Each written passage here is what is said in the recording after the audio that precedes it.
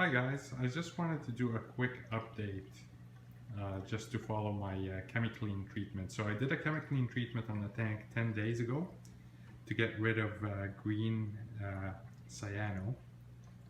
And after the treatment was done, a couple of days later, I started seeing some what appears to be red cyano on the sand. It's a little bit hard to kind of make it out, but you see some kind of blotches of red cyano on the sand, but definitely not as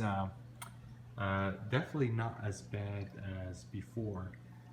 But what I'm starting to notice, let me show you here, is that I'm getting batches of green hair algae on the live rock. So try to get a good picture here.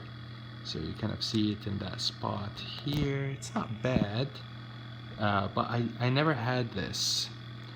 I mean, I had green hair algae early on when I was cycling, but after the Chemiclean treatment, cyano is mostly green cyano is mostly gone. I'm getting batches of green hair algae.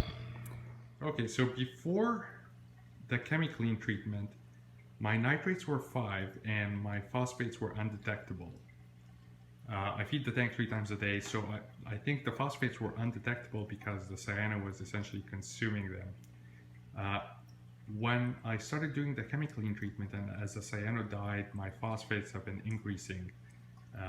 They've essentially been increasing linearly since I stopped the treatment. So they've gone up from undetectable to 0.01 to 0.02 to 0.03. So 10 days later, my phosphates are 0.03.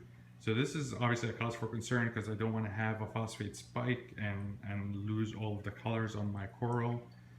On my SBS, a couple of months ago, I had a nitrate spike that made all of my sticks turn brown.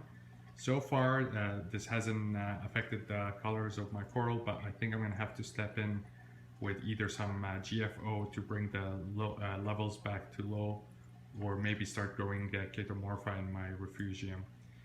So I'll have to think about that carefully. I want to do something. I don't want to do something too drastic and strip all of the nutrients from the tank, but I definitely want to try to bring those levels back down.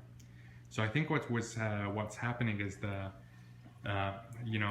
tanks are like a natural ecosystem, right? There is sources of nutrients and there are many players in the game and they compete and sometimes you as the aquarist can make changes that could tip the balance and promote the survival and reproduction of some forms of algae over others or bacteria.